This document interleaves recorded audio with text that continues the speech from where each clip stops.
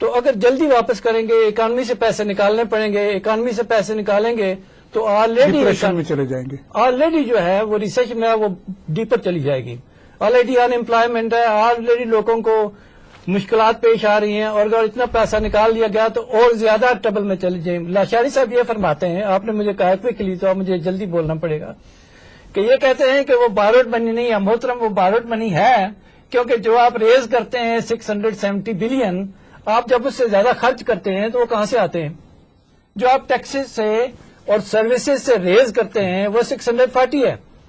جو آپ خرچ کرتے ہیں اس سے 170. تشن کی ان کے لب کی کیا کہیے, پنکھڑی ہے گلاب کی سیاہ. لیکن بریک کا ٹائم ہو گیا ہے. ناظرین, پروگرام آپ سن رہے ہیں منزل بے منزل, اور ابھی ہمارے پروگرام میں ایک وقفے کا بریک کا ٹائم ہوا ہے, اور بریک کے بعد فوراً ہم جو ہے وہ حاضر ہوتے ہیں. آپ ہمارے ساتھ رہیے. ویلکم بیک ناظرین. تکبیر ٹی وی کے لندن اسٹوڈیو میں ہوں آپ کا میزبان پروگرام منزل میں شیراز خان. ہم الیکشن کے تناظر میں مختلف موضوعات پر, مختلف ٹاپکس پر آج بات کر رہے ہیں, اور میرے ساتھ اس وقت پینل تینوں بڑی پارٹیوں کا موجود ہے. لیکن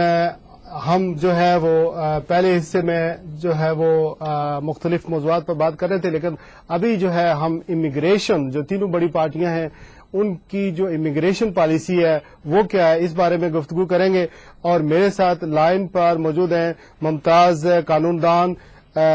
لندن میں ہیں اس وقت موجود, اظہر چوہان صاحب. السلام علیکم. جی وعلیکم السلام جناب شراز صاحب, خیریت؟ بہت شکریہ اظہر, آپ نے اپنے اس قیمتی شیڈول سے وقت نکالا اور میرے چند سوالوں کے جواب دینے کے لیے اویلیبل ہیں. آپ یہ بتائیے, ذرا سا امپارشل سے ویو ہمارے ساتھ شیئر کیجئے ہمارے ناظرین کے لیے, کہ اس وقت جو امیگریشن قوانین لاگو ہیں, جو امپلیمنٹ ہیں اس وقت, اس میں کیا کیا دشواریاں ہیں, کیا کیا ڈیفیکلٹیز ہیں اس وقت جو موجود ہے؟ لیبر پارٹی ہے یا گورنمنٹ کی جو بھی اس وقت امیگریشن پالیسی, اس میں کیا کیا ڈیفیکلٹیز اور دشواریاں امیگرینٹس کے لیے؟ جی, سب سے پہلے میں آپ کا شکریہ ادا کرتا ہوں کہ آپ نے مجھے دعوت دی اس پروگرام میں, اور اس کے علاوہ آپ کو مبارکباد بھی دیتا ہوں کہ تکبیر ٹی وی پر جو آپ پروگرام کر رہے ہیں انتہائی اچھا ہے, اور کمیونٹی کے لیے اچھی انفارمیشن فراہم کر رہے ہیں, اور ان کو بیدار کر رہے ہیں کہ ڈسکشن کریں اور ان چیزوں کو سمجھیں. پہلے بھی آپ کے پروگرام میں نے دیکھے ہیں, ماشاءاللہ بہت اچھے جا رہے ہیں, اور اس کے ساتھ ساتھ جو آپ کے پینل ممبرز ہیں ان سب کو سلام عرض کرتا ہوں. جہاں تک رہا سوال کہ جو تینوں مین پارٹیز ہیں ان کی پوزیشن کیا ہے امیگریشن قوانین کے بارے میں, یا موجودہ جو صورت حال ہے, دیکھیں پہلی تو بات یہ ہے کہ جیسے ناظرین کو پتا ہوگا اور پینل ممبرز کو بھی, کہ موجودہ حکومت نے پوائنٹس بیس سسٹم ایک قائم کیا تھا آج سے 5 سال پہلے, اور وہ پوائنٹس بیس سسٹم جو ہے وہ آسٹریلیا اور امریکہ کی طرح ہے بیسکلی, کہ جو بھی لوگ یہاں آنا چاہتے ہیں, جو انتہائی پڑھا لکھا طبقہ ہے, ہائیلی اسکل مائیگرنٹ پروگرام ہے جو, اس پر دشواری یہ آ رہی ہے کہ اکثر لوگ وہی آ سکتے ہیں جو ہائیلی کوالیفائڈ ہیں, جن کی اعلیٰ درجے کی تعلیم بھی ہے اور آمدن بھی ہے اپنے ممالک میں. یہاں بیسکلی وہ لوگ آ رہے ہیں اپنی اسکل لے کر اس ملک کو انرچ کرنے کے لیے, لیکن ان کی جو ارننگ کی کیپیسٹی ہے وہ اسی اپریل میں 6 تاریخ میں بڑھائی گئی ہے, کہ اگر آپ کی آمدن مثلاً بلو سرٹن اماؤنٹ ہے, اور اکثر وہ 30,000 ابھی کی گئی ہے پوسٹ اسٹڈی ورک والوں کے لیے, اسی طرح ٹیئر 1 والوں کے لیے اب 45,000 پاؤنڈ تک ان کو ارننگز کرنی پڑیں گی سرٹن پوائنٹس لینے کے لیے. تو وہ پوائنٹس دیکھیں, جو لوگ پہلے سے تعلیم کی بیس پر پوائنٹس تو لے کر آگے تھے, لیکن ان کی آمدن یا وقت اتنی تو نہیں بڑھ سکتی, تو ایک بڑی پریشانی ہو رہی ہے لوگوں کے لیے, خاص طور پر وہ لوگ جو اپنے ملک میں اچھے کریئر چھوڑ کر یہاں آئے تھے. تو ایک پرابلم وہ ہے, وہ کیٹیگری ہے. دوسری, آپ کو پتا ہوگا کہ ٹریڈیشنلی ہمارے ہاں جو چھوٹی بزنس ہیں, بالخصوص کیٹرنگ ہے, ہاسپٹالٹی سیکٹر ہے, وہ لوگ ورک پرمٹ پر لوگوں کو منگوایا کرتے تھے کیونکہ یہاں سے فلفل نہیں کر سکتے تھے. جب سے ایسٹرن یورپین لوگ شامل ہو چکے ہیں تو ورک پرمٹ آہستہ آہستہ ختم ہو گیا, اور اس کے بیسس پر اب ٹیئر 2 آ گئی ہے. اب ٹیئر 2 میں پریشانی یہ لوگوں کو ہو رہی ہے, پہلی تو بات یہ کہ ہر ایک کمپنی کو لائسنس لینا پڑتا ہے ہوم آفس سے, یورپین یونین سے, باہر سے کسی ملازم کو بلانے کے لیے. تو بے تاشین کمپنیاں جو ہے وہ اس پروسیجر کو پورا نہیں کر پاتی, اور ان کے پاس لائسنس ہی نہیں ہے. بیکاز آبویسلی اسمال امپلائر ہیں, ان کے لیے بہت بڑی ایک ہڈن کاسٹ ہی آ گئی ہے. تو پھر اوپر سے ایک بڑی پرابلم ہے کہ جو لوگ پہلے سے جن کے لیے انگلش کیٹیگری لازمی نہیں تھی, اب ان کے لیے کمپلسری ہو چکا ہے کہ وہ لینگویج ٹیسٹ بھی ساتھ پاس کریں. اور اس میں ایک سمپل کیٹیگری وہ ہے کہ جو لوگ مثلاً امام کے درجے کے فرائض یہاں دیکھنے کے لیے آ رہے ہیں, حفاظ اکرام ہیں, جی وہ لوگ آبویسلی انگلش ان کی بنیادی تعلیم نہیں ہے، وہ پورا نہیں کر سکتے اور ان کے لیے وہ کرائٹیریا پہ ایک ہرڈل بن چکا ہے. ٹھیک. تو اکثر ہماری جو مساجد ہیں، بالخصوص میں عرض کرتا چلوں کہ اہل سنت والجماعت کی ان کے پاس لائسنس نہیں ہے باہر سے علماء کو بلانے کے لیے، اور جو لوگ آ رہے ہیں وہ بہت تھوڑی تعداد ہیں اور کافی دشواریاں ہیں. اور اس میں ہماری کمیونٹی کے لیے، کیونکہ اب مسلم کمیونٹی کا یہ پروگرام چل رہا ہے، ان کو ضرورت ہے کہ یہ لابی کریں، ان چیزوں میں تبدیلی آئے. ٹھیک. اینڈ تھرڈلی سیکٹر ہے اب ٹیئر 3 ہے، وہ تو فی الحال نہیں چل رہی، ٹیئر 4 ہے جس پر بہت زیادہ شور ہو رہا ہے کہ اسٹوڈنٹس کی جو کیٹیگری ہے. ٹھیک. کیونکہ آپ نے کہا موجودہ حالات کیا، اس لیے میں اوور ویو دے رہا ہوں کہ موجودہ حالات یہ ہیں کہ اسٹوڈنٹس کی جو ٹیئر 4 کیٹیگری ہے ان کے لیے اسٹوڈنٹ کو ایک کیش لیٹر ہوتا ہے کالج کی طرف سے جاری کیا جاتا ہے. کالج یہاں یو کے لیٹر جاری کرتے ہیں، اس کے اس کو 30 پوائنٹ ملتے ہیں. پھر ان کو اپنی مالی اخراجات جو ہیں کورس کے دوران کے وہ دکھانے پڑتے ہیں، وہ 10 پوائنٹ ملتے ہیں، بینک اسٹیٹمنٹ وغیرہ چاہے والدین کی چاہے اپنی وہ دکھانے کے لیے. لیکن اس میں بڑی پرابلم یہ آ رہی ہے کیونکہ انڈیا سے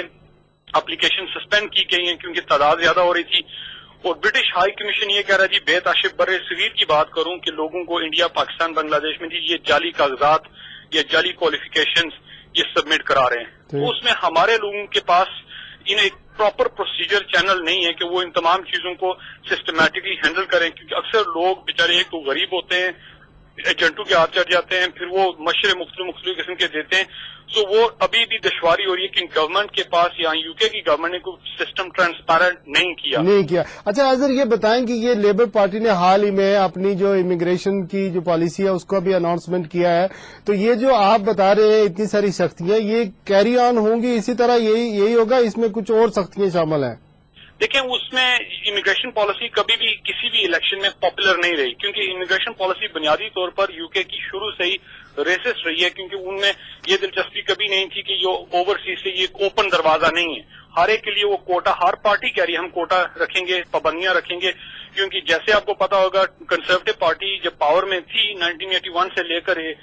97 تک، بلکہ انہوں نے یہ کیا پرائمری پرپس وہ لے کر آئے تھے کہ بنیادی طور پر لوگوں کے لیے سختی یہ ہو رہی تھی، ایون شادی شدہ لوگوں کے لیے ان کے ہسبینڈ وائف کا آنا دشوار ہو چکا تھا.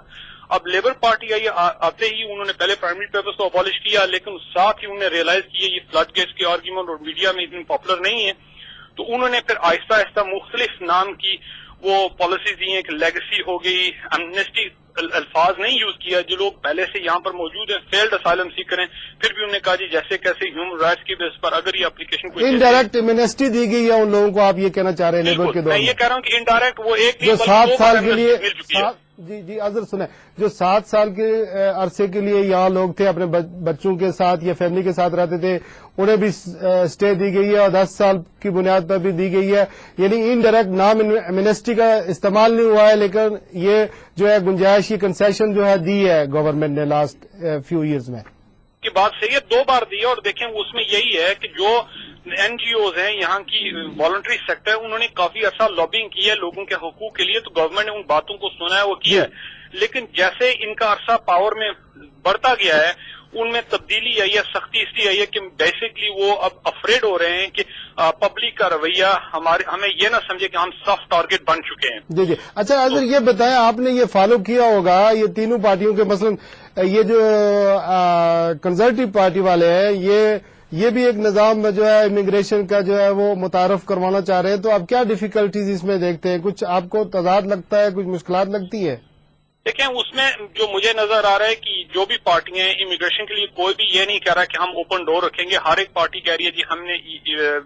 ریکوائرمنٹ کرائٹیریا اپنی ضرورت کے مطابق ٹائٹن اپ کرنا ہے. لیکن سب سے بڑی بات ہے کہ ان سب کو پہلے دیکھنا پڑے گا جو لوگ یہاں پر موجود ہیں ان کی صحیح اسٹیٹسٹکس ڈیٹا یہ اکٹھا کریں، اس کے بعد ڈیسائیڈ کریں گے انہوں نے کیا کرنا ہے. ایک تو پراپر انفارمیشن اسٹل کوئی ڈپارٹمنٹ فل نہیں دے رہا کہ کتنے لوگ ہیں جو ریفیوز ہو چکے ہیں جن کو ہم یہ نکال ہی نہیں پائے.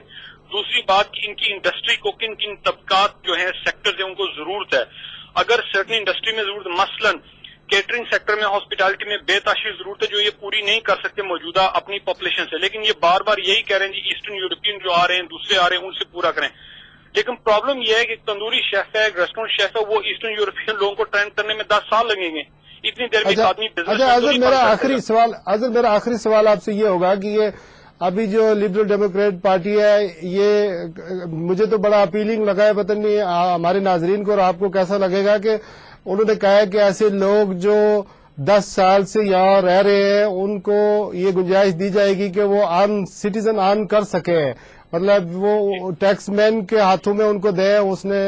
जो इनके लीडर है निक क्लेग, उन्होंने कहा है कि उनको क्रिमिनल गैंग्स जो एम्प्लॉयमेंट में क्रिमिनल गैंग्स हैं जो उन्हें लो वेजेस पे काम करवाते हैं उनसे निकलवा कर जो है वो टैक्स मैन के हाथों देना चाहते हैं, और उन लोगों को ये गुंजाइश दी जाए कि उनको एमनेस्टी दी जाए। उनको जो है लफ्ज एमनेस्टी तो इस्तेमाल नहीं किया है, लेकिन उन्होंने ये कहा है कि ये हो जाए तो उनके लिए बेहतर है।